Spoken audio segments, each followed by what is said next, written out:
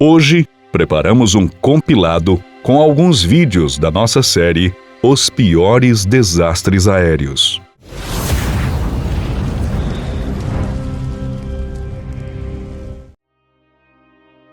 No dia 2 de março de 1996, os Mamonas Assassinas finalizavam mais um show na cidade de Brasília. Após o término, a banda embarcou na aeronave, que ficou composta por 2 tripulantes e 7 passageiros, totalizando 9 pessoas a bordo do jato. No comando da aeronave estava o piloto Jorge Luiz Germano Martins e o copiloto Alberto Takeda. O Learjet decolou do aeroporto de Brasília às 21h58, com destino ao aeroporto de Guarulhos. O voo transcorreu sem anormalidades até se aproximar do seu destino final. Fazendo a aproximação com o aeroporto, a tripulação contactou a Torre de Controle de São Paulo e passou a receber orientações de pouso. Porém, a aeronave não estava alinhada com o ILS da pista 09R de Guarulhos. O ILS é um dispositivo que fornece aos pilotos informações essenciais, como eixo da pista e a trajetória ideal de planeio no momento do pouso.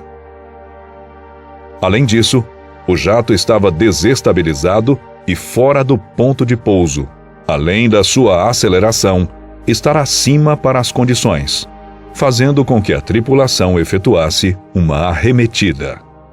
Após arremeterem, os pilotos informaram à torre que estavam voando em condições visuais e fariam uma curva à esquerda.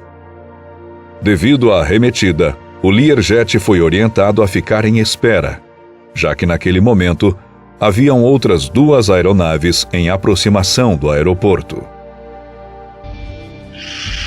Delta remetendo, senhor. Sim, para Torre Guarulhos. Delta remetendo, senhor. Cliente Lima Serra Delta, chame o controle 119,8.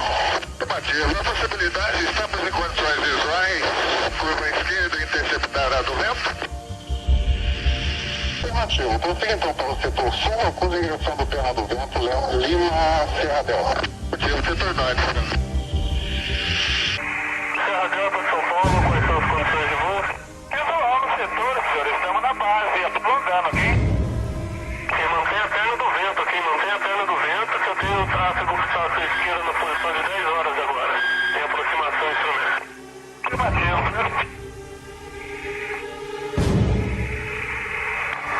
Serra Delta, São Paulo.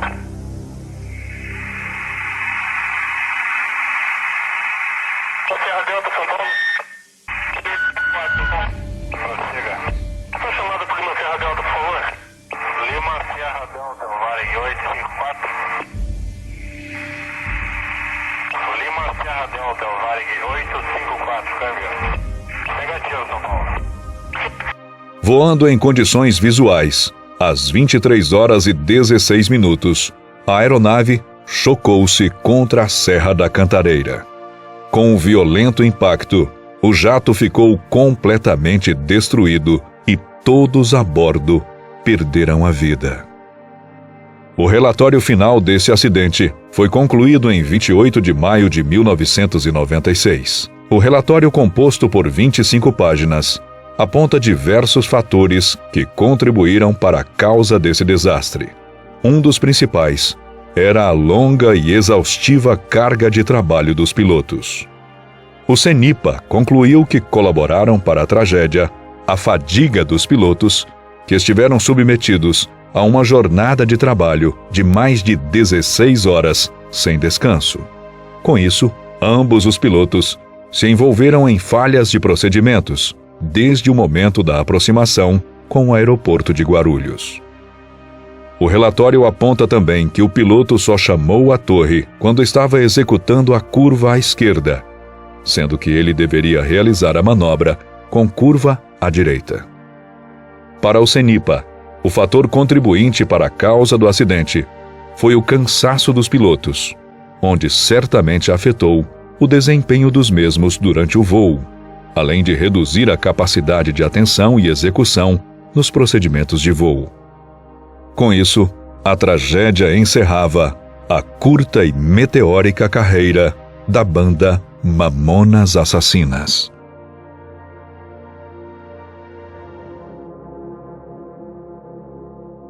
Em 21 de dezembro de 1988, o maior avião do mundo, o Antonov AN-225, realizava o seu primeiro voo. Já o Boeing da Panam faria o seu último, de forma lamentável. Naquela quarta-feira, faltando 4 dias para o Natal, a aeronave realizava o voo Panam 103, ligando Frankfurt a Nova York. Mas antes, faria uma escala programada no aeroporto de Heathrow, em Londres. Com 16 tripulantes e 243 passageiros, o voo tinha um total de 259 pessoas a bordo da aeronave. No porão de cargas, uma mala de cor marrom, embarcada no Boeing em Frankfurt, levava em seu interior um toca-fitas composto por explosivos. A mala foi autorizada a embarcar na aeronave sem passar pela verificação de que o dono estivesse a bordo do 747. Mas essa prática de segurança era rotineiramente ignorada pelos funcionários das companhias. Vale ressaltar que a segurança na aviação naquela época não era como nos dias de hoje. Com tudo pronto, às 18h04, o 747 taxiava no aeroporto de Heathrow para realizar um voo transatlântico até Nova York. Às 18h25, a aeronave decolava da pista 27R com destino ao aeroporto JFK. Mas, cerca de 37 minutos depois, aquele voo mudaria o destino de todos a bordo e ficaria marcado para sempre. Por volta das 18h56, o Boeing atingia sua altitude de 31 mil pés, cerca de 9.450 metros de altura. Entretanto, às 19h03, uma explosão abriu um enorme buraco na lateral da aeronave. Logo após, a cabine e a seção da primeira classe separaram-se completamente do resto da fuselagem do 747. A aeronave começou a se desintegrar no ar, efetuando um mergulho em direção ao solo.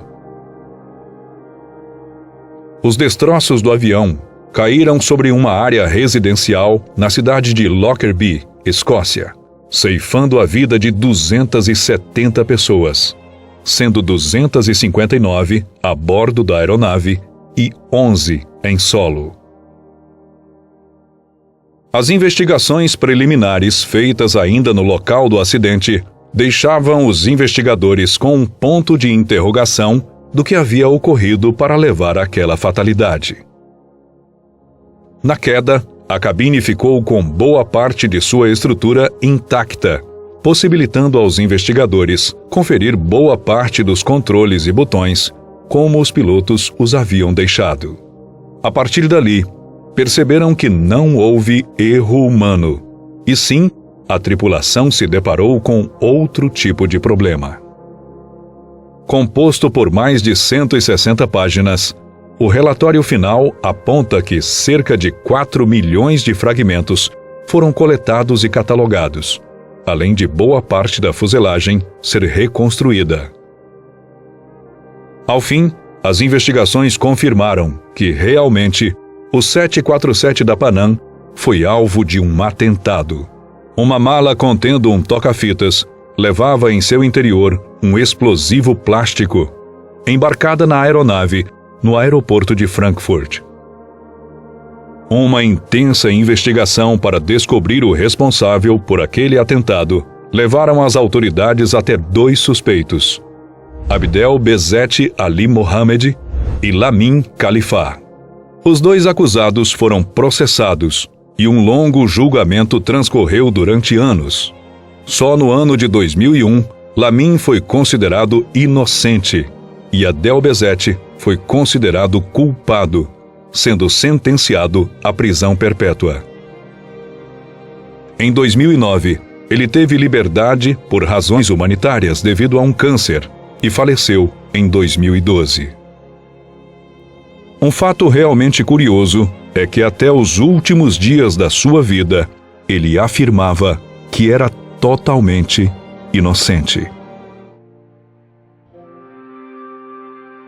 O voo 4805 da KLM era um voo extra que saiu de Amsterdã com destino a Las Palmas, Espanha. Operado por um Boeing 747, o jumbo tinha como matrícula PHBUF e foi batizado de Rhine River. O 747 transportava 249 pessoas, sendo 14 tripulantes e 235 passageiros. Na cabine, uma tripulação muito experiente, liderada pelo veterano piloto Jacob Veldhuizen. A aeronave decolou de Amsterdã às 10 horas da manhã em um voo direto para Las Palmas. Já o voo 1736 era um voo regular da extinta Panam, saindo de Los Angeles com destino a Las Palmas, com uma escala programada em Nova York. A aeronave que realizava o voo era um Boeing 747 com matrícula N736PA e foi apelidado de Clipper Victor. A bordo da aeronave haviam 394 pessoas, sendo 378 passageiros e 16 tripulantes. Na escala em Nova York, houve uma mudança de alguns tripulantes. Um deles era o experiente comandante Victor Grubbs, que tinha em seu currículo milhares de horas de experiência. O elo da tragédia de Tenerife começou às 13 horas e 15 minutos, quando um grupo terrorista, chamado de Movimento Separatista do Arquipélago das Canárias, explodiu uma bomba no terminal do aeroporto de Gran Canaria, em Las Palmas, onde os 2 Boeings iriam pousar. Com isso, as autoridades decidiram fechar temporariamente o aeroporto, fazendo com que todos os voos de chegada em Las Palmas fossem desviados para o aeroporto Los Rodeos, na ilha de Tenerife. Com o aeroporto de Las Palmas de volta às operações, os 747s foram informados que deveriam aguardar mais alguns minutos. A fim de economizar tempo na escala em Las Palmas, os pilotos da KLM solicitaram um reabastecimento, para que daquela forma o voo fizesse um retorno completo até Amsterdã. Às 16 horas e 51 minutos, o Boeing da KLM recebeu instruções da torre para taxiar por toda a extensão da pista de pouso até a cabeceira, onde aguardaria autorização para decolar. Já o Panam iria taxiar na pista principal e deveria sair à lateral esquerda de acesso e, com isso, continuar o táxi. Nesse momento, uma confusão na troca de mensagens entre os pilotos da Panam e o controlador espanhol fez com que o 747 ultrapassasse a saída indicada e continuasse o táxi na pista de pouso, a mesma que o 747 estava localizado, mas em sentido contrário. Nesse momento, uma grande cadeia de eventos estava formada. Outro problema que os pilotos dos jumbos enfrentavam eram as condições meteorológicas, nas quais um nevoeiro restringia a visibilidade a cerca de 400 metros de distância. Enquanto o avião da Panam taxiava lentamente através do nevoeiro, o KLM começava sua corrida para a decolagem. O copiloto, por sua vez, avisa a torre que estava decolando, e o controlador respondeu o mesmo, que logo chamaria o KLM para a decolagem. Outro erro de comunicação. Avançando rapidamente, sob o forte nevoeiro, a tripulação avista o 747 da Panam à sua frente. Os pilotos puxam vigorosamente o manche para trás, fazendo com que a cauda da aeronave se arrastasse na pista. A partir deste momento, o acidente já era inevitável. O Boeing 747 da KLM não consegue passar acima do avião da Panam e se chocam violentamente. O resultado do impacto foi uma grande explosão e a morte de 583 pessoas. Os destroços das aeronaves em chamas se espalharam pela pista do aeroporto. Essa tragédia histórica mudou completamente e para sempre os procedimentos de segurança da aviação internacional e a conduta da tripulação dentro da cabine. Para ter acesso aos vídeos completos, deixamos aqui em tela a playlist da série.